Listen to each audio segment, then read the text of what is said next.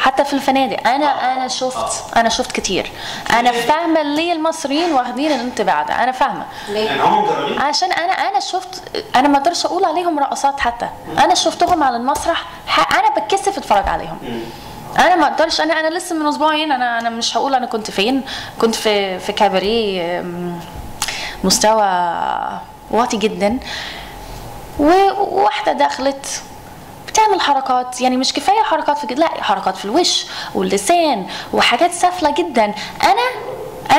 انا بنت، انا ما اقدرش ابص لها في عينيها من الكسوف. ايه ده اللي انت بتعمليه؟ يعني هو ده اللي في دماغي. ولو انا بتكسف، الرجال اللي حواليا بيحسوا بايه؟ اكل عيش. مش لازم يأفوروا، لا بس هم برضو بيأفوروا، فيهم يعني بياخدوا مخدرات. يعني انا لو مكانهم وانا مش لاقيه اكل، انا هاخد الفلوس دي، انا هصرف على نفسي وعلى بيتي، مش هجيب مخدرات. يعني ده العقل بيقول كده. انا حاسه بكده، انا مش مبسوطه بكده. شايفه ان هما لازم يعملوا مجهود اكتر، لازم يطوروا نفسهم، يتدربوا وياخدوا الموضوع بجد. دلوقتي البلد غرقانه رقصات اجانب، معظمهم مش عاملين اوراق، ما عندهمش اقامه ولا جنسيه، وبيشتغلوا كده. المفروض ما يشتغلوش خالص، لو ما فيش رخصه، لو ما فيش اقامه، المفروض ما يشتغلوش خالص. انما عشان كله دلوقتي يعني كله عايز يجيب رقاصه اجنبيه في الفندق او في الحفله او في الكليب، فبياخدوا اي واحده.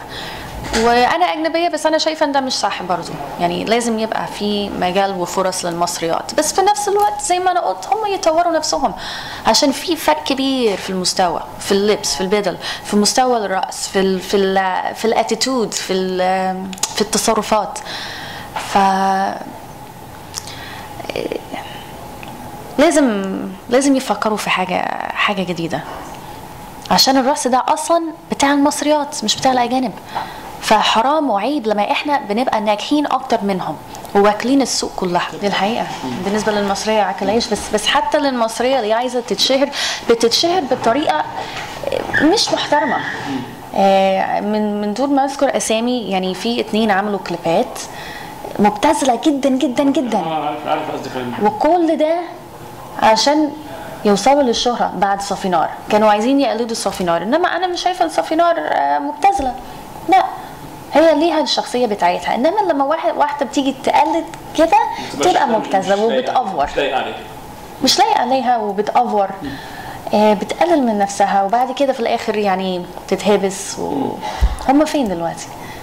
مش هو ده الفن، ده ذنبنا، ده ذنب الرقصات اللي يعني دلوقتي ما بتعرفش تقنع الجمهور. دلوقتي الموضوع كله شكليات، لون شعرها ايه، جسمها عامل ازاي، البدل ازاي، بس استعراض. انما الرقص خلص مع سهير زكي، انا شايفه كده. هي كانت بترقص تترجم كل حاجه وبتجبر الجمهور يتفرج على رقصها ومش على جسمها والبدل. والزمن ده خلاص مات. ممكن يرجع تاني، ممكن، بس ده يعني محتاج ان الرقاصه الفنانه تهتم بنفسها ورقصها، وتبطل حركات سافله، وتبطل تصرفات سافله. محتاج يعني تغيير كامل.